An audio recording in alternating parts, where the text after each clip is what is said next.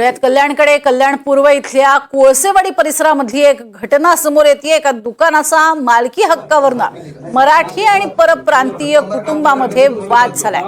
सर्व कागदपत्र मराठी कुटुंबियांकडे असतानाही परप्रांतीय कुटुंब मात्र याच दुकानावरती दावा करतंय। परप्रांतीय कुटुंब महापालिका अधिकारी पोलिसांच्या सूचना काहीही ऐकायला तयार नाहीये। महापालिका अधिकारी आणि पोलिसांसोबत परप्रांतीय कुटुंबानं वादही घातलाय। मनसे कार्यकर्ते इमारतीखाली जमल्यानं मात्र वाद उफाळून येण्याची शक्यता आहे। मनसे कार्यकर्त्यांनी महापालिका अधिकारी आणि पोलिसांना घेराव घातलाय। जोपर्यंत मोजमाप होत नाही तोपर्यंत आम्ही तुम्हाला जाऊ देणार नाही अशी यावेळेला भूमिका घेण्यात आली आहे। अधिक माहिती घेऊयात अमजद खान यांच्याकडनं। अमजद, नेमकी कोणाची ही जागा आहे दुकानाची, काय नेमकं प्रकरण?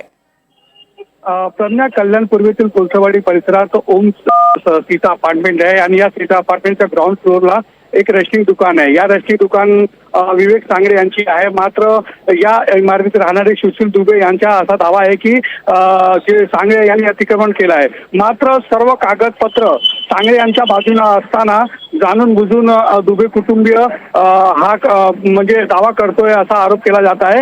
आणि आज या ठिकाणी महापालिकेचे अधिकारी पोलीस मोजमाप करण्यासाठी आले होते। त्या ठिकाणी जोरदार राडा झाला आहे। मनसे कार्यकर्ते या ठिकाणी पोहोचले होते। या दरम्यान जे दुबे कुटुंबियांनी पोलिसांवर हल्ला देखील केला आहे। सध्या मनसे कार्यकर्त्यांची भूमिका आहे, जोपर्यंत मोजमाप होत नाही तोपर्यंत पोलीस आणि महापालिका अधिकाऱ्यांना आम्ही जाऊ देणार नाही। मात्र या सर्व परिस्थितीमुळे या ठिकाणी तणावाची परिस्थिती आहे, कारण की दुबे कुटुंबियांनी या ठिकाणी प्रचंड गोंधळ घातला आहे। महिला पोलिसांना देखील या ठिकाणी मारहाण केली गेली आहे। सध्या महापालिका अधिकारी आणि पोलीस दुबे कुटुंबियांच्या समजूत करण्याचे प्रयत्न करत आहे। मात्र या सर्व प्रकरणामध्ये सर्व कागदपत्र हा मराठी कुटुंबियाच्या बाजूने असताना हा एका प्रकारे दादागिरी केली जात आहे असा आरोप मनसे कार्यकर्त्यांनी केला आहे। नक्कीच, तुर्तास धन्यवाद या संपूर्ण माहितीसाठी अमजद।